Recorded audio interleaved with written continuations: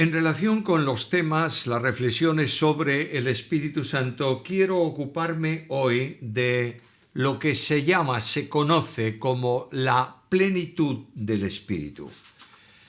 Cuando hablamos de plenitud del Espíritu tenemos que distinguirlo claramente de otras operaciones, de otras obras que el Espíritu Santo hace. El concepto bíblico de plenitud en el Espíritu es muy sencillo.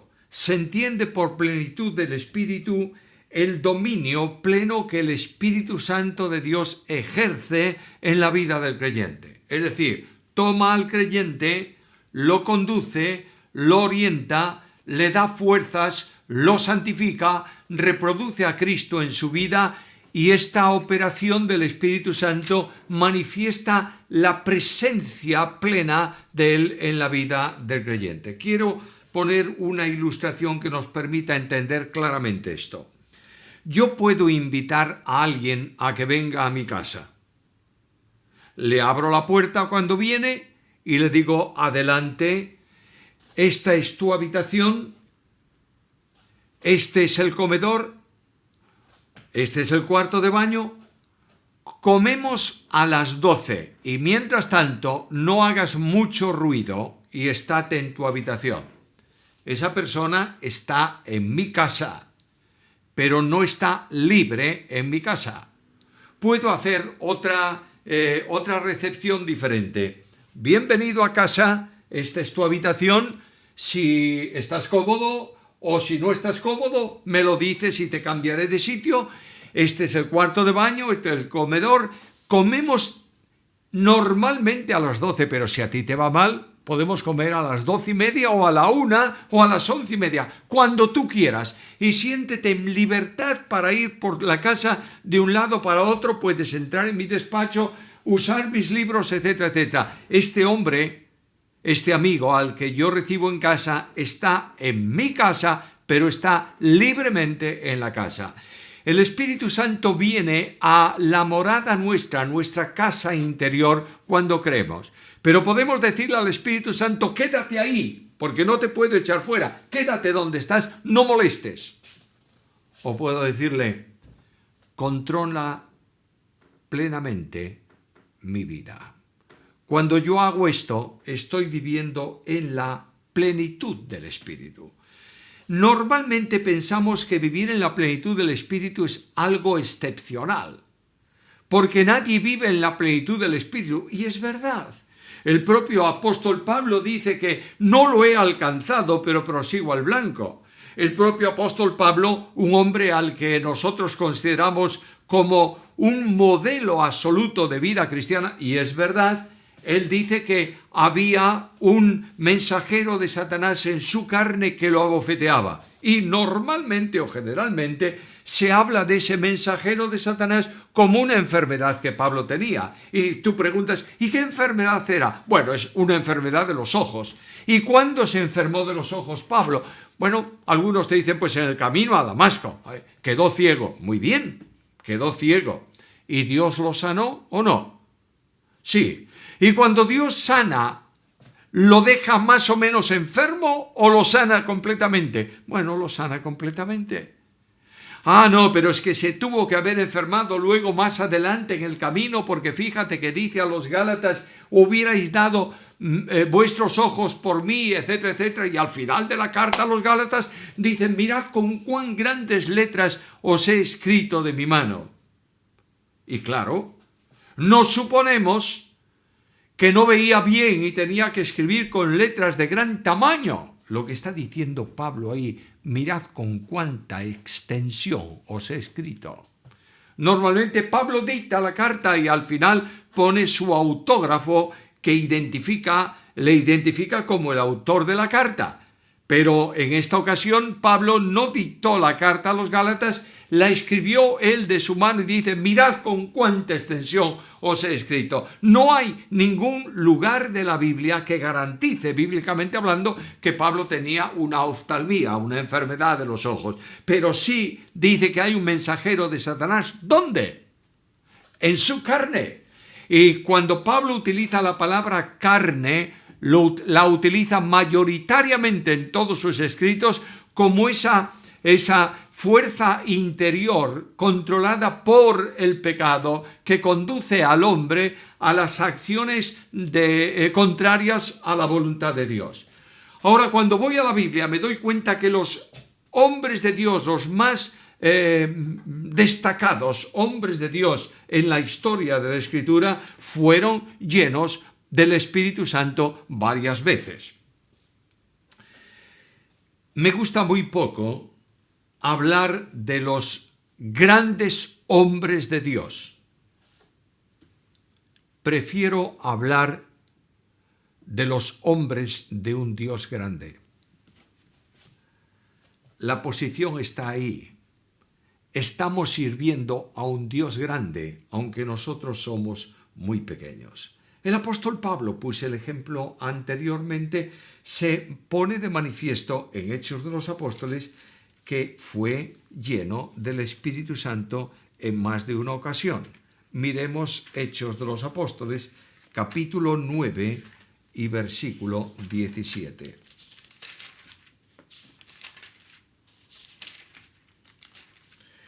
Hechos 9, 17 dice: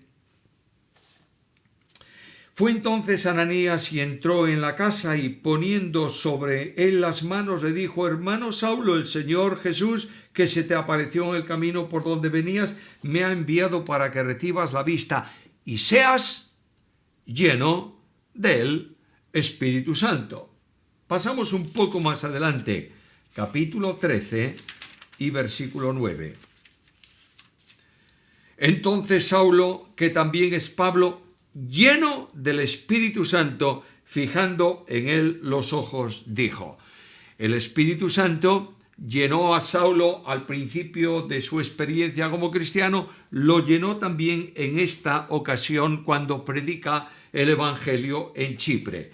Me voy a la iglesia y observo que en Hechos capítulo 2 todos fueron llenos del Espíritu Santo. Y en Hechos capítulo 4 la iglesia ora y dice: Señor, concede a tu pueblo que a pesar de las dificultades, de la persecución, predique con denuedo tu palabra. Y escuchad, dice allí el texto bíblico, y mientras ellos oraban, el lugar donde estaban reunidos tembló y todos fueron llenos del Espíritu Santo. Por tanto, la plenitud, la llenura del Espíritu Santo ocurre varias veces en la experiencia del creyente. ¿Por qué? Porque lamentablemente no vivimos siempre en el Espíritu. A veces vivimos en la carne y no tenemos la plenitud del Espíritu en nuestra vida porque no hemos dado opción a que Él controle absolutamente nuestra existencia y nos conduzca, como dice el Salmo, por sendas de justicia, por amor de su nombre. En el Antiguo Testamento no se habla de plenitud del Espíritu. Se dice que el Espíritu Santo llenó a personas en el sentido de actuar en ellas para que hiciesen alguna labor. El Espíritu Santo llenó, por ejemplo, el corazón de Bezaleel y de Aholiab para que fuesen capaces de diseñar los objetos del tabernáculo y trabajar en el oro, en los metales, en fin, en toda la cuestión de arte para poder llevarlo a cabo, para poder construir aquello que tenía que ser el amueblamiento y el tabernáculo en sí. Pero cuando Cristo viene al mundo hace una distinción interesante en su ministerio con los apóstoles cuando les dice: el Espíritu Santo que está con vosotros y estará en vosotros. La diferencia es notoria. El Espíritu Santo venía, actuaba entre los hombres de la antigua dispensación, los conducía, los controlaba, les daba poder, etcétera, etcétera. Pero David dice en su oración: no quites de mí tu Santo Espíritu. Esto es imposible para el creyente de la actual dispensación. El Espíritu Santo nunca puede salir del corazón del creyente.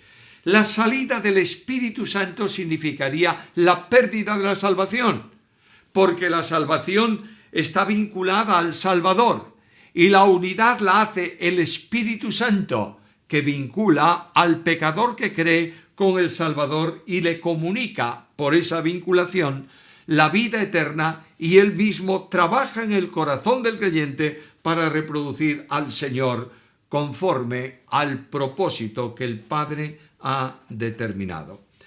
Cuando el Espíritu Santo viene al corazón del creyente y controla al creyente, el creyente tiene una vida abundante. Capítulo 10 del Evangelio según Juan, versículo 10, dice Cristo: yo he venido para que tengan vida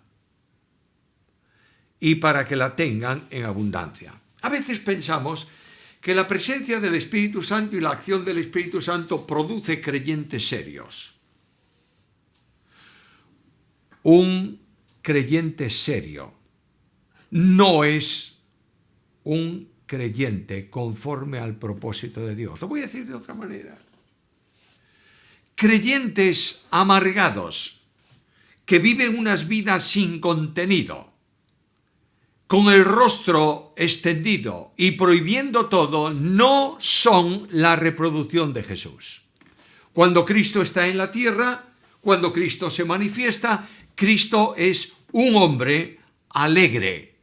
¿Cómo? ¿Dónde lo dice? Si la Biblia nunca dice que Jesús rió, dice que lloró. Bueno, está muy bien. No dice específicamente que fue así, pero Cristo atraía a todos a sí mismo por sus palabras. Además, Cristo era un hombre social. Cristo participaba en las fiestas sociales de su tiempo. Por ejemplo, en una boda era la fiesta social o una de las fiestas sociales más importantes, donde se cantaba, donde había baile, donde se bebía vino, donde se comía en abundancia. Y cuando en la boda de Caná de Galilea se acabó el vino, Jesús dijo: señores, agua, porque beber vino no es correcto delante de Dios. Bueno, ¿y dónde lo dice eso la Biblia? Lo que la Biblia prohíbe es embriagarse, de modo que el vino te controla. Pero cuando Cristo bebía y comía, no comía una comida especial o pequeña. A veces, en ocasiones, comería abundantemente en casa de algún invitado y bebería también del fruto de la vid. Escucha lo que le llaman los fariseos: bebedor y comilón. Ahora, si tú crees, y déjame hacer un paréntesis aquí, si tú crees que beber vino es contrario al testimonio, no lo hagas. Si tú crees que beber vino puede producir un problema en el entorno donde tú estás, no bebas.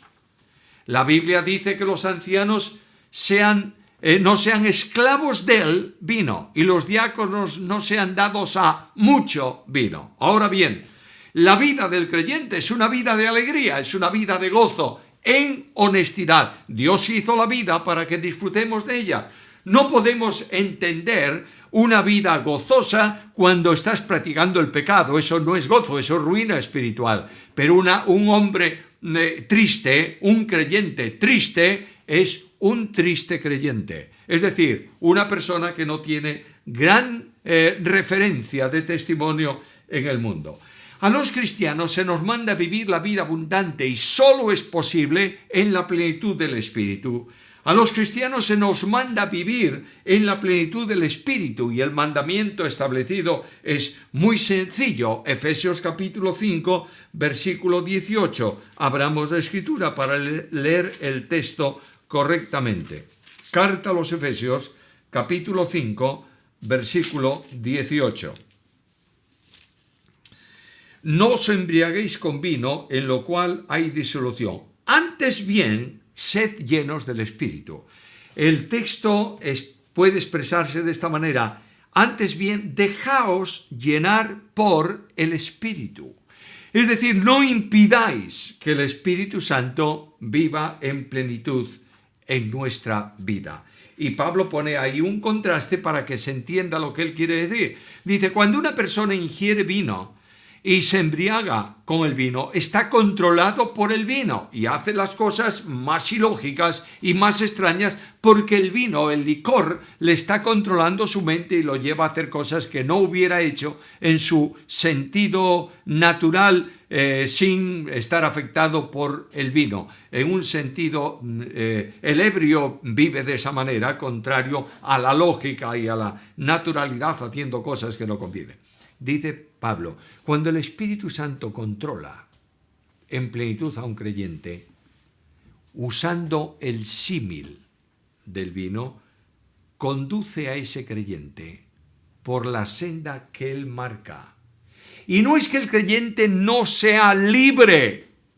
A veces pensamos que cuando el Espíritu Santo viene en plenitud a un creyente, hace de ese creyente o hace que ese creyente realice las cosas más extrañas. Viene y el creyente comienza a hablar en lenguas. ¿En qué lenguas? No en idiomas de la tierra, como es el concepto de lengua en el Nuevo Testamento, sino lenguas desconocidas, sonidos ininteligibles que no tienen traducción. Y cuando tú preguntas, ¿de qué estuviste hablando? Bueno, estuve hablando en lenguas angélicas. ¿Y cómo hablaron los ángeles? Los ángeles entre sí son espíritus. La Biblia nos revela cuál es el modo de comunicarse entre ellos, el idioma de los ángeles. Y cuando hablaron a los hombres, hablaron en idiomas que los hombres podían entender. No se ve en ningún lado que se requiera un traductor para entender lo que el ángel estaba diciendo. Estaba dialogando con el hombre en la lengua propia de los hombres. La plenitud del Espíritu Santo no produce efectos contrarios, extraños a la Biblia. La plenitud del Espíritu Santo no produce la caída que algunos enseñan en el Espíritu. Quiero decirte que cuando el Espíritu Santo vino en Pentecostés, no cayó ninguna persona al suelo. Y cuando el Espíritu Santo se manifestó en la predicación de Pedro en casa de Cornelio, ninguno cayó al suelo. Y cuando el Espíritu Santo vino sobre los discípulos de Juan, ninguna persona cayó al suelo. Pero en cambio en la Biblia encuentro a muchos endemoniados que son derribados al suelo por el demonio cuando son liberados por Jesús. No condiciones plenitud a asuntos extraños. El Espíritu Santo llena la vida del creyente y lo conduce por sendas de justicia por amor de su nombre. ¿Qué cosa no es la plenitud del Espíritu? La plenitud del Espíritu no es la venida del Espíritu. El Espíritu ya vino. A veces hay licencias, llaman licencias poéticas. Yo digo licencias teológicas. Y nos ponemos a cantar canciones que dicen, ven Espíritu Santo. Yo estoy aquí en el estudio de grabación de la iglesia. Están los focos iluminando, la cámara funcionando y está un querido hermano y amigo realizando la grabación y yo le voy a decir, ¿quieres encender la luz? Y él me va a decir, este está mal de la cabeza. Si tiene todo encendido. De la misma manera cuando yo digo, ven Espíritu Santo, la reacción, la respuesta del cielo, si la quisiera dar, sería, ¿para qué pides si ya ha venido? La venida del Espíritu Santo no es la plenitud del Espíritu. La plenitud del Espíritu no es el sello del Espíritu. El Espíritu Santo sella al creyente como propiedad de Dios. La plenitud del Espíritu Santo es el control que el Espíritu Santo realiza en la vida del creyente para conducirlo, además, en victoria, en el poder de Dios y que sea capaz de vencer sobre el mundo. La victoria que vence al mundo es nuestra fe y la dinámica de esa fe que funciona es movida por el Espíritu Santo de Dios, me permite con el poder de Dios la victoria sobre la carne, es decir, sobre nuestra propia naturaleza, y me permite, usando la espada del Espíritu, que es la palabra, vencer sobre mi enemigo, el diablo. La plenitud del Espíritu es necesaria para obrar el bien. Cuando voy a la Escritura encuentro que Dios ha preparado de antemano obras para que anduviésemos en ellas, buenas obras para que anduviésemos en ellas. No dice para que las hiciésemos, está hablando de andar en ellas, es decir, de que el buen obrar sea lo normal, lo natural de nuestra vida. ¿Por qué? porque Dios encomendó al Espíritu Santo que reprodujese en nosotros la imagen de Cristo. Y cuando yo pregunto cómo es la característica esencial de Jesús, el apóstol Pedro me dice, Él anduvo haciendo bienes. Ahí tienes las buenas obras. Eso de las buenas obras en el almacén que Dios prepara, no es que tú te levantes un día y digas, bueno, hoy estoy muy espiritual y voy a hacer 20 obras. Y mañana no tengo muchas ganas, no voy a hacer ninguna. No es esto.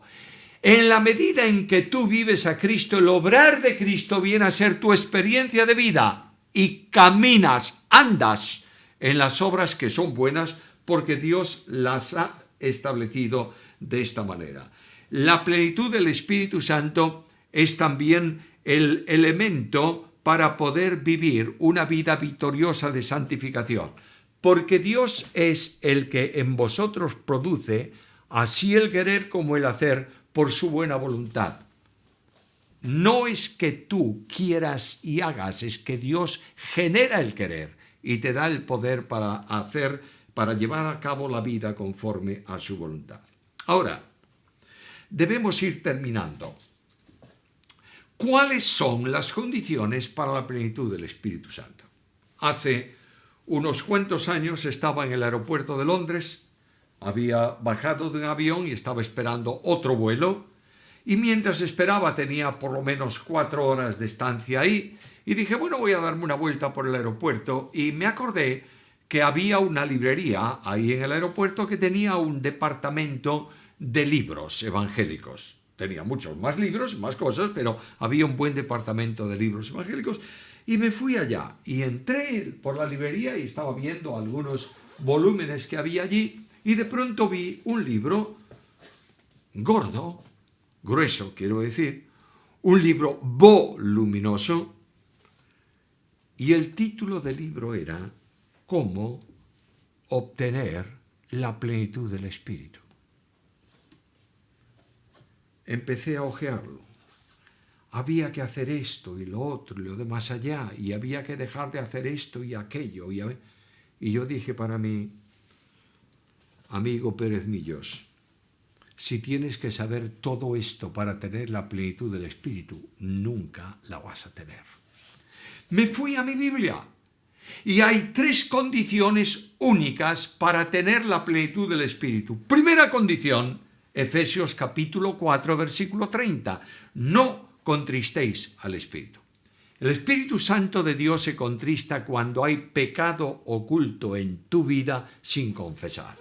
Todos pecamos, dice Juan, nadie diga que no peca, todos pecamos. Lamentablemente llevamos en nosotros nuestra vieja naturaleza y Juan dice, cuando pecas, confiesa tu pecado delante del Señor. Carta primera de Juan capítulo 1, versículo 9. Confesar es una palabra castellana derivada del latín, confessare, que significa decir lo mismo. No confesamos nuestro pecado para que Dios perdone el pecado y no perdamos la salvación. El pecado del creyente en toda la extensión de la palabra ha sido resuelto por la obra sustitutoria de Cristo en la cruz del Calvario. Cuando hemos creído, Dios nos perdonó, dice el apóstol Pablo, todos los pecados pasados, los presentes y los futuros. Por esa razón podemos estar en comunión con Él. Por esa razón podemos acceder al trono de gracia y por esa razón nuestra ciudadanía está en los cielos y por esa razón estamos sentados con Cristo en los lugares celestiales. Cuando yo tengo en mi vida un pecado sin confesar, sin decirle a Dios lo mismo que tú dices es lo que yo quiero hacer, sin decirle a Dios tú dices que no hable mal de mis hermanos y yo digo lo mismo, afirmo lo mismo, confieso, digo lo mismo que tú y me aparto de él. Si yo no confieso, no restauro mi comunión con Dios que está interrumpida a causa de mi pecado personal. ¿Quieres tener la plenitud del Espíritu? No contristes al Espíritu Santo. Y en ese mismo versículo, en ese mismo pasaje de Efesios 4, también dice, no deis lugar al diablo. El diablo está procurando hacernos caer espiritualmente hablando. El diablo nos va a llevar por sendas paralelas a las que Dios ha establecido por nosotros. El diablo va a oponerse a que nosotros dependamos de Dios y dice: tú tienes fortaleza personal para hacer lo que te parezca. Este evangelio humanista, esta teología humanista del tiempo actual se resume en una sola expresión: tú puedes. De manera que cuando tú tienes algún problema espiritual y necesitas ayuda, acudes a un pastor humanista y él te dice: no te preocupes, hombre, tú puedes cambiar, pero tú puedes, inténtalo, hazlo, haz esto, aquello, lo de más allá. Solo hay cambio en la vida cuando el Espíritu Santo la controla. Si no, estamos viviendo una vida desorganizada, desorientada y en una situación carnal. Segunda condición: no apaguéis el espíritu. Carta primera a Tesalonicenses, capítulo 5, versículo 19. Apagar el espíritu es ahogar el espíritu, reprimir el espíritu. Se produce cuando el Espíritu Santo tiene un camino marcado en tu vida y te dice: este es el camino, y tú le dices: no es mi camino. Es cuando tú abandonas el programa que Dios tiene para tu vida, y no es necesario que caigas en pecado ni que seas un inmoral. Simplemente has abandonado el proyecto, el propósito de Dios, y te niegas a caminar por esa senda que Dios ha trazado.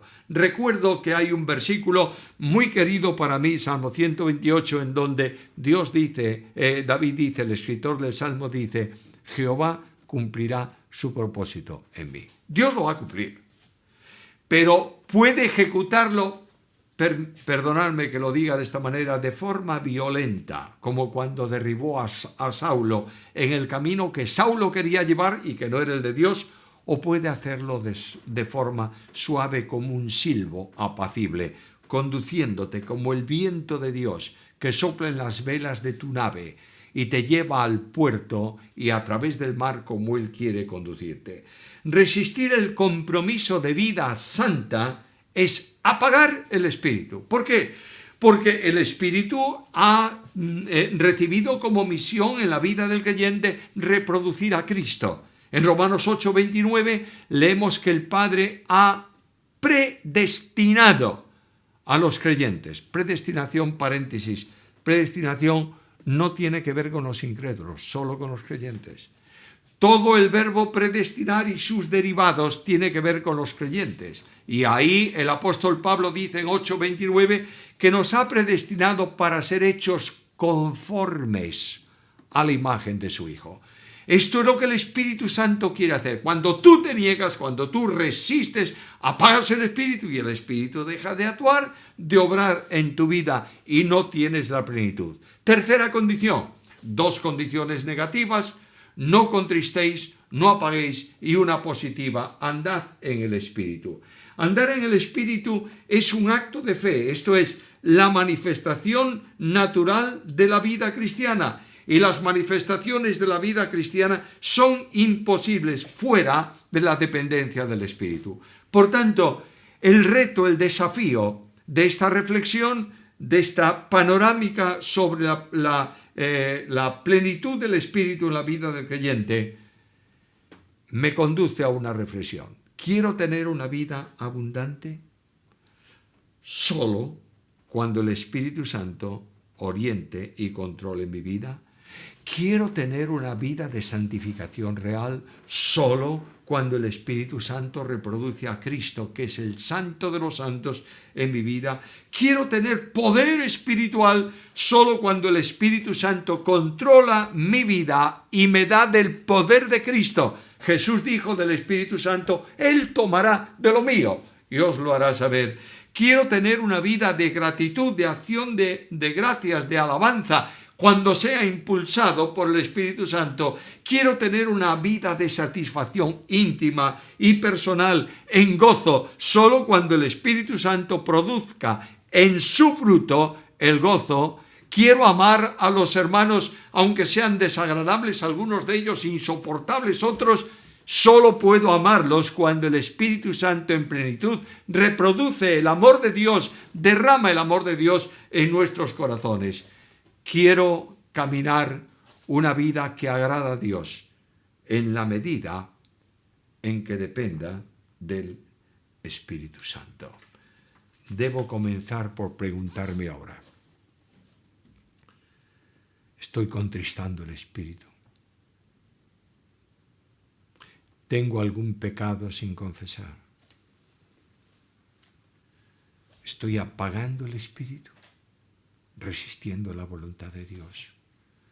Y vengo a la presencia de Dios y le digo, Señor, quiero vivir la experiencia de la plenitud del Espíritu.